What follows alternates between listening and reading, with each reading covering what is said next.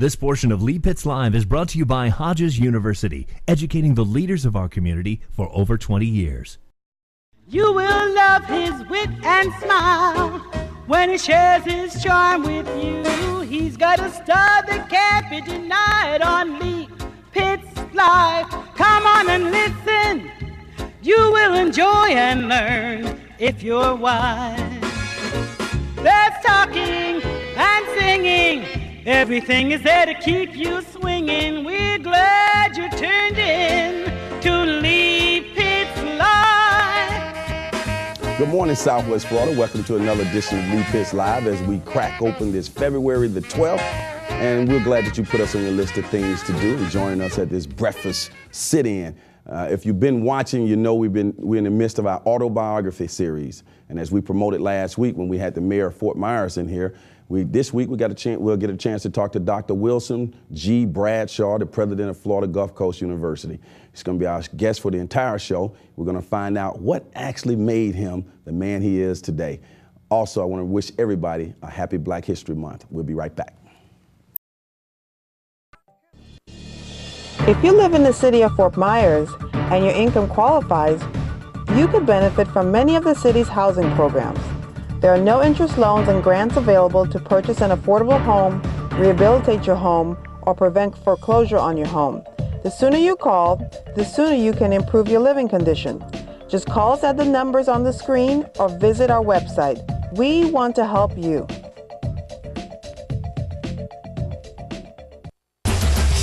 Pharmacy technician, hospital and health services management, personal trainer. These and more exciting training programs are available right now at Heritage Institute. Financial aid is available for those who qualify. Career placement assistance is also available. This can be you. Call Heritage Institute now. 1-866-939-6371. That's 1-866-939-6371.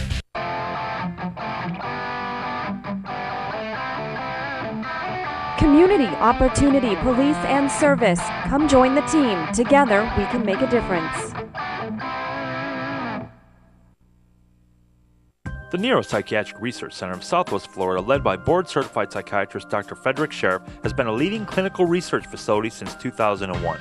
We have conducted over 100 FDA-approved neuropsychiatric research trials. Our clinical trials are currently enrolling subjects diagnosed with Alzheimer's disease. As a participant in a clinical trial, you can help to promote better health for you, your loved ones, and future generations. All trial-associated tests and procedures are provided at no cost. If you are interested in participating in a study, please contact our office.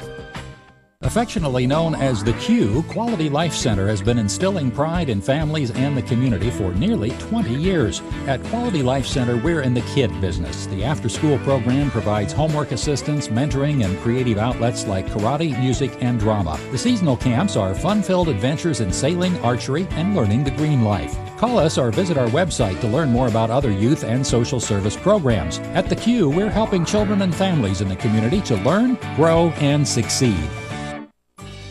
Why is the Farmers Market restaurant the oldest continuously operating restaurant in Southwest Florida? Because over 50 years, it has prepared the best down-home Southern cooking in the area. The service is always first class with great prices. Its owner, Bill Barnwell, still takes pride in providing tasty, fresh breakfast, lunch, and dinner. Like you, I'm always looking for good home-cooked food.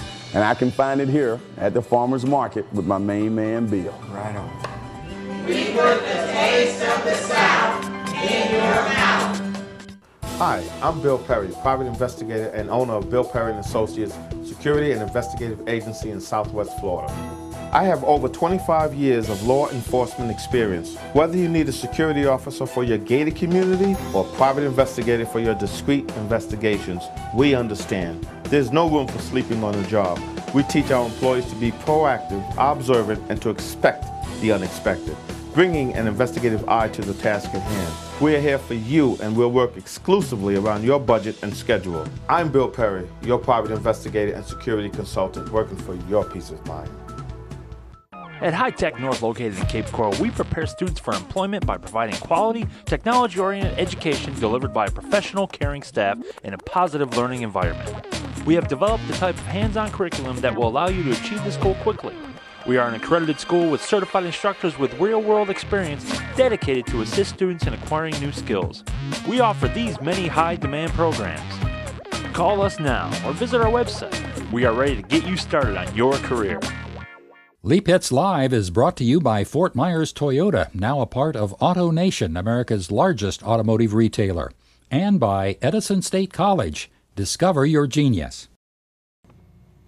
Okay, welcome back, Southwest Florida. Just sitting here enjoying the fruit of the benefits of being a host of this show. I get to talk to people that I wouldn't normally get to talk to on a regular basis, but since I have my own TV show, I get to talk to mayors of cities and presidents of colleges and all of that. So it's always a lot of fun. I know a lot of you go to our website, leepittslive.com, and you see an interview there on our video page of me and Dr. Bradshaw of Florida Gulf Coast University. So I'm delighted to have him here for our 2012 autobiography series. Dr. Bradshaw, let's just bump our cups and welcome you to the show. Thank you so much. It's good to be here again. Good to get you here. One of the things I like about you is you actually respond to some of my emails sometimes. I know you have a secretary who does a lot of work, but you respond and you make yourself available. Is that something that you think is very important as a college president that people can feel like they can actually talk to you? Well, yeah, I'm the president of a public university, and you're absolutely right. I get a lot of email, but I want you to know, as you realize from time to time, I do read all of my emails. My executive assistant does as well, and I will try to respond to those when I can. Otherwise, I make sure that those writing me get an immediate response, or as timely as one as we can get to them. Before we go back and come forward, let me ask you a question. Getting into Florida Gulf Coast University as a student, what is the basic things that you all would look for? Well, we look for their preparation in terms of the courses that they took in high school. We also have some entrance exams. They're really placement exams to assess where students are so we can determine if they're ready to engage a college curriculum. So we have no absolute requirements, but there's some basic ones that we look for. Okay, great. So if somebody's sitting out there and say, hey, I want to consider applying, go ahead, you'll find out. Don't say, hey, I can't get in. Oh, I think I think you're absolutely right. I think the first thing they need to do is go to our website or even call our admissions department, and we can guide them through the process, let them know what they need to submit to apply to FGCU. Now, you're sitting here now in 2012 as the president of one of the fastest growing universities in the state of Florida. But it wasn't all, you sitting here right here, based on your background, seems like it's somewhat of a miracle. You grew up pretty much in a single parent household. Yeah. Your mother raised you and some siblings. Speak to that. Yeah, I was actually born in Sanford, Florida, so I'm a native Floridian. My mom and dad separated when I was in about the 3rd grade. And the 5 kids and my mom, we moved to West Palm Beach because my aunt and my uncle lived there. And so we were sort of raised in an extended family in West Palm Beach. Now, the whole idea, just to see you sitting here now with all these lights on you and in this autobiography series, somewhere along the way in the early stages, there was no excuse philosophy or something that was instilled in you to be successful. Tell us, when did that kick in? Well, I think my mom always emphasized education for us. So, you know, I grew up in a segregated Florida, and my mom and others within our community felt that the way to success was through more education. So that was always something that was almost second nature to people in my family. When you were growing up, I know you had a paper route when you were like in the 7th grade, and then you went on to be a gopher for a pharmacist. A delivery person. Delivery person. You delivered some pharmaceutical things. You cleaned up around there in high school.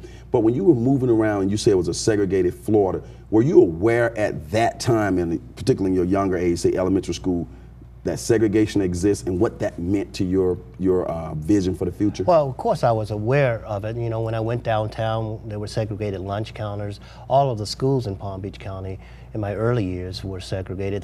They weren't desegregated until I was in the 9th grade. So sure, I was very much aware. I was not a baby when that happened, and I'm still a young man, so it wasn't that long ago. Okay. So yeah, I was aware. Everyone in my family, I mean, we all were aware of that. But you still thought, or your mom instilled in you, and I'm sure there were other role models around you, that with education, you still can realize all of your dormant capabilities? Yeah, you know, Lee, keep in mind, this was a time of great social change. The civil rights movement was just kicking in and really beginning to get more momentum. So I came up in a time when things were beginning to change. And people in my community, my mom, Dr. Frederick, the pharmacist, who was a great mentor to Excellent. me, always told us that education was a way to really succeed. The whole idea of a person like Dr. Frederick, the need for people like Dr. Frederick, particularly for a person like you who's growing up in low-income situation, to instill, to role model, to give vision, what do you think that need is still there, and do we have enough of that now for a person like you now, who is in your state now, could have that opportunity to realize some potential? I think all of us have an opportunity to encourage students to realize their possibilities.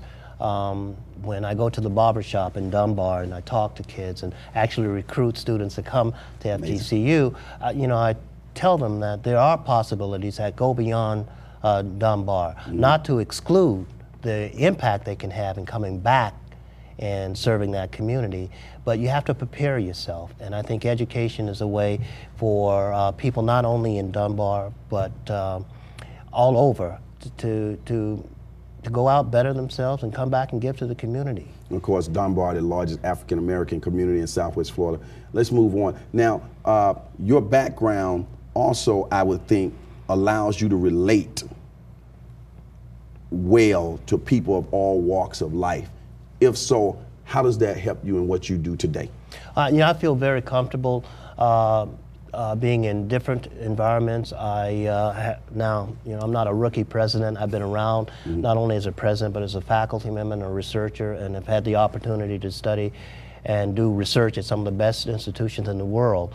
So I've had chances to really talk to people of various backgrounds, and I feel very comfortable in mentoring all types of students and also advising junior faculty members what it takes to succeed in higher education. Now, with your background that we already laid out, how did you end up in college? What was that process when you went to Palm Beach Junior College? Well, when I graduated from high school, I had been working since 7th grade and saving money to go on to college. When I left Palm Beach High School, and that's where I graduated, doesn't exist anymore, Palm Beach High School. I just knew that I was going on to college. Again, my mom made that almost second nature for me. What I could afford was Palm Beach Junior College, and I went there full time and continued to work full time at the post office throughout my 2 years at Palm Beach Junior College. People out there right now, they heard you say save money for college. We rarely hear that from a student or a kid saving money. What were you just putting aside $10, $15, $20 here? You had your bank account? Talk about that. Since 8th grade, I was encouraged to save money for college because, again, my mom had 5 children to raise, and although we had my aunt and uncle to help with that, I knew that I had to contribute significantly to funding my college education. Excellent. And I just did that. That's just excellent. And it wasn't just me. And, you know, I went to school with other brothers who were in the same predicament, and many of those students that I went to school with, they went to schools, African American males, Princeton, Yale, females going to Hampton and Fisk and Morehouse. Would you say that more emphasis or more, let's say more emphasis was placed on education, value of education then by young black people than there is now? I don't know if there was more. I do think where we find ourselves now, there can be even more emphasis placed on it. And higher education is there. It is an opportunity that's there. So students in 8th and 9th grade, they need to know that if they prepare themselves, that opportunity is there. If you don't prepare yourself, that's not an opportunity. So I think we have a real job in letting students know that this is a real possibility for you. So get ready for it. And we have to talk to parents and grandparents, many of whom are raising children, to let them know that college is a real possibility. And I'm glad you mentioned that point, because oftentimes when I speak to people, I say, hey, you have to do certain things that people can lend you a helping hand to. You have to prepare yourself. You have to have some certain credentials, certain grade point average and test score that people can now help you along the way. Give people like yourself something that they can work with to help you along the way. What's your thoughts on that? Well, I think our community, what we really need to realize and internalize is that we have a very high dropout rate. We all know what the data are. But I also know through my experience is that you only have to change one generation. If you can get one generation of students to go and complete college, their children, there's a much higher probability that their children will go on and do the same. I'm the first to graduate from college in my family. I have 2 sons. It was never a question that they would go to college. So it is worth the effort and time and resources to change that one generation because you're changing the future. And that chain reaction is invaluable. Absolutely. One more question before we go to a break and come back for some more. Let's go with when you were, let's say, high school, junior college, somewhere along the way, when did you start developing leadership skills other than just the books? Were you playing sports? Were you president of student government? Were you doing those kind of things that says, hey, I can lead people down the road?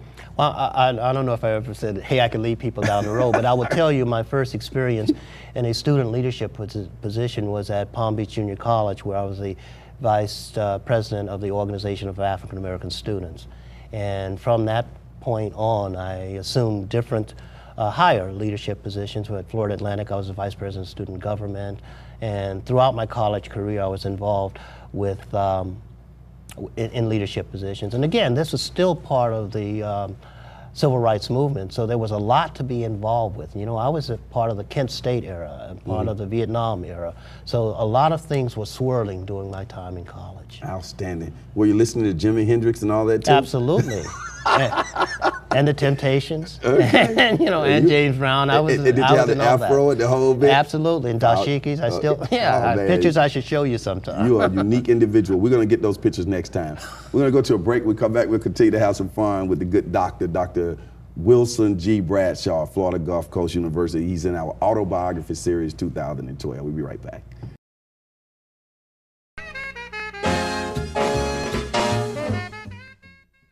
Would you drive a car without brakes? Making love without a condom can be just as dangerous. You might be on the road to catching HIV or AIDS. Don't be afraid to get tested. Finding out that you're infected can be overwhelming, but you can live a healthier life by working with the caring staff at the Hendry County Health Department. We treat you as a person, not a statistic.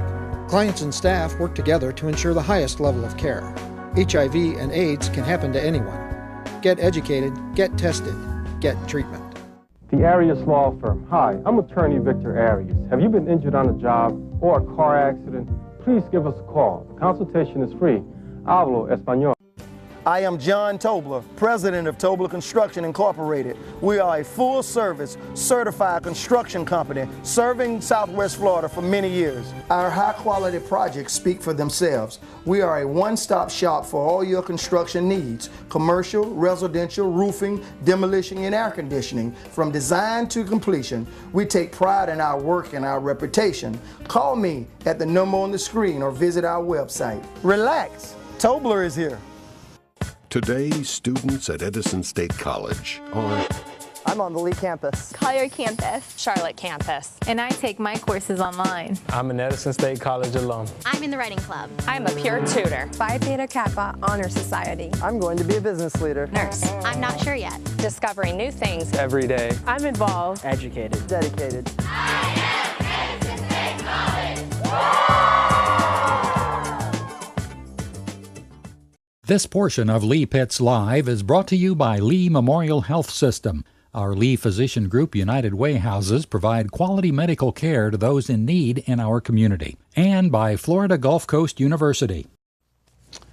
Welcome back, Southwest Florida. Before we continue with Dr. Bradshaw in our autobiography series, I want to remind everybody that Jesse Jackson will be coming here to Fort Myers on February the 24th. He'll be a part of the James Bronson Foundation fundraiser. The phone number's on the screen for tickets. I will be the master of ceremony at that event.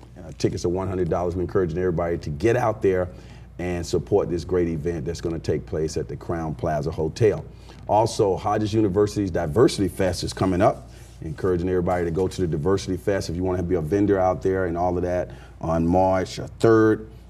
It's taking place. That phone number is on the screen for more information. You can be a vendor, you can sing out there, you can come bring your kids out there. It's absolutely free, and it's taking place in Naples. That's the 5th annual Diversity Fest. So all that's taking place. So, you know, get your pen and pad, get out there and be involved. When we come back, we'll continue to talk education and a whole lot of other stuff.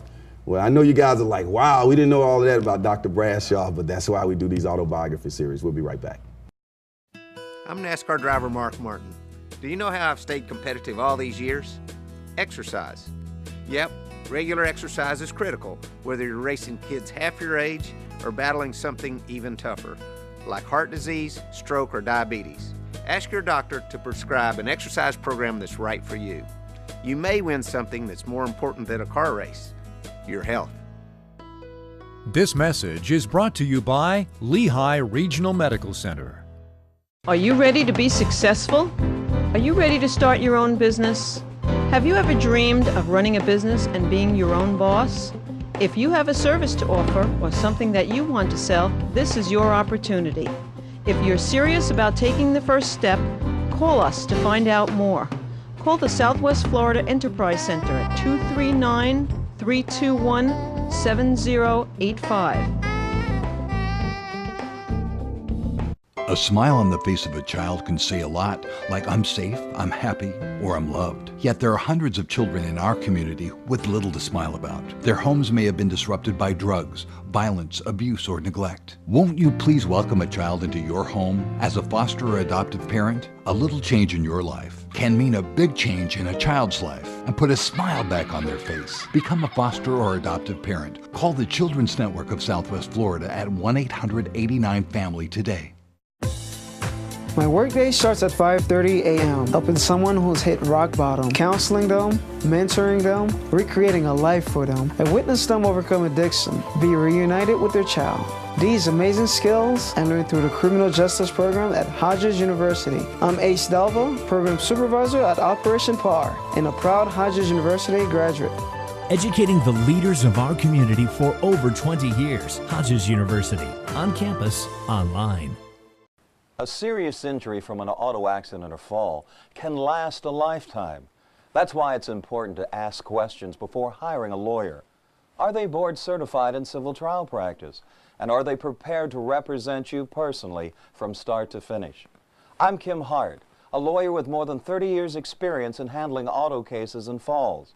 Before hiring anyone, I'd appreciate the opportunity to talk to you. Call me. Your consultation is free. In Southwest Florida, a baby is born every 9.5 minutes. False. In Lee County, a family gets a new puppy every 9.5 minutes. False. In America, a person is infected with HIV every 9.5 minutes. Unfortunately, true.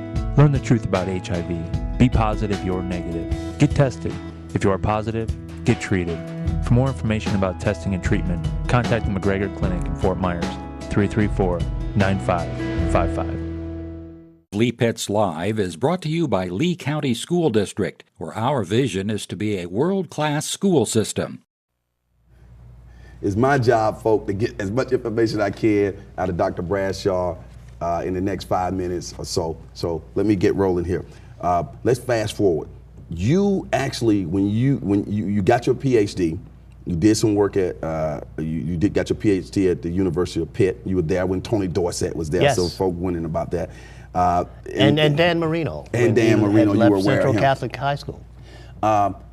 Pitt, PhD. At this point, you are now, are you still considering, are you involved in social change, or are you focused on that, on the books 100%? No, I was always involved with students who were very socially active. Okay. And so I continued my activism throughout my PhD program with others, like-minded, mostly African American and others, but really staying involved with the movement, making change in our part of the world. And our part of the world then was education. How do we get more people like us to follow us? Were you thinking then that you were trying to make change for the next generation or for yourselves? What was y'all thought? We were looking both ways. Okay. Many of the doctoral students that I went to school with at Pitt, we were out in the community doing after-school programs, tutoring, mentoring students in junior high and high school. And we were already doctoral students, many of us senior doctoral students. So that was part of what we were doing for the future. We're also preparing ourselves. I remember many conversations that we would have. The majority of the students, African-American students, came from predominantly white, predominantly black colleges and universities. And we always talked about when we got our PhDs that we would go back and give back to those institutions that educated many of them. That's very important that you do go back, because people need to see people look like you who they can emulate. Absolutely. When I left MIT, my first job was at Florida A&M University, and I was brought in to help them start their doctoral program in pharmaceutical sciences. I was not in Tallahassee, I was in Miami, overseeing the development of the research programs of the senior PharmD students. So that was me coming back to, and keep in mind, I didn't graduate from a predominantly black or historically black institution, but it was a commitment that we all made at Pitt, a group of us, saying that's what we were going to do. Now, the process of you getting into dealing with the brain, psychobiology. Yeah. Make me look smart, Doc. Yeah. When did that come in to play, and why? That's very interesting, because I was on a track to go to medical school. Okay. And that's what I was preparing myself for. When I became a junior in college at Florida Atlantic University, I was exposed for the first time of this emerging science called neuroscience or psychobiology. And I was intrigued by it. It was an opportunity to learn how different mechanisms of the brain work to mediate different types of behavior. And I really took to that. And when it came time to apply for doctoral study, I applied to PhD and MD programs. Both I was admitted to. I decided to get my PhD at the University of Pittsburgh. Initially, my mom didn't understand that, but she came to not only understand it, but really think that I made the right choice. Because you make a good point, and I don't have a PhD, but I remember when I told my mom I was going to go on to get a master's degree, and she was like, well, what's that? And why don't you need to start getting some money here to pay some bills? Yeah. And I had gotten a bachelor's degree from Talladega College. Oh, sure. Okay, so tell me, when you first went into college, were you thinking PhD then, or as you started being exposed to more things, then you say, I could get this PhD along the way? Yeah, by the time I became a junior at Florida Atlantic University, I had professors who had recognized that I had some facility in studying biological sciences, and they encouraged that. So before I graduated from college, I spent a summer at Florida State learning more about neuroscience, and before I started my master's program, I spent the summer at Princeton on a fellowship, because my mentor at FAU thought that I could benefit from that as I moved into graduate school. So I had some great opportunities that were put before me, and I took advantage of them. What is your hope for the university going forward? You got a 5-year contract now. We're happy to announce. We're so proud of you, man. I'm really pleased that I've gotten the confidence of our Board of Trustees, that they have seen the wisdom to give me a 5-year contract, which will start July 1st of this year. I'm looking very much forward to continuing to work with the university. I work with some of the most talented people I've ever worked with in my entire career. The faculty, the staff, such commitment, and the people here in Southwest Florida. We are able to advance and grow and expand and mature the way we have been because of that great support that we've gotten from people here in Southwest Florida, as well as the super dedicated faculty and staff. With about 30 seconds left, what would you like about you somebody to know that we didn't hit? 30 seconds. 30 seconds? Well, one thing that I do that most people don't know is I enjoy baking. Okay. And from time to time, I'll bake something and bring it in to the staff because it relaxes me. And oftentimes, I find myself in the kitchen on Sundays watching football and baking cookies and cakes and things like that. You're an amazing cat, man. Oh, man. Dr. Bradshaw, it's been a pleasure having you on the show. Always my pleasure. We look forward to having you in the future, okay? Thank you so much. Okay. Thank you so much. As the saying goes on this particular show, for those who say it can't be done, they're usually interrupted by those like Dr. Bradshaw who are doing it. We'll see you next week when we're continuing with our autobiography series, and we'll talk to Marcus Goodson, Executive Director of the Fort Myers Housing Authority. We'll see you.